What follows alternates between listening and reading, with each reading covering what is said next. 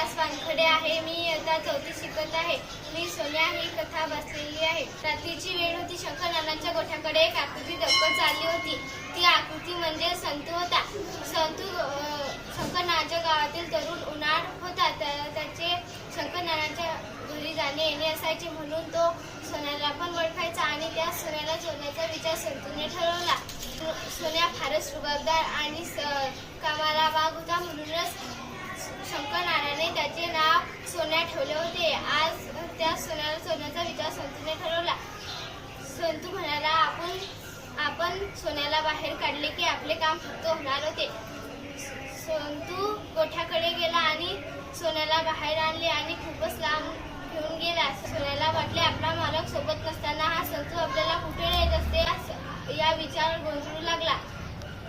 संतूने फारच दूर नेले आणि सोन्याला समजले की हा आपल्याला तोडतो आणि सोन्याने त्याला पाय मारला आणि संतू तिथेच पडला. सोन्या दडकाई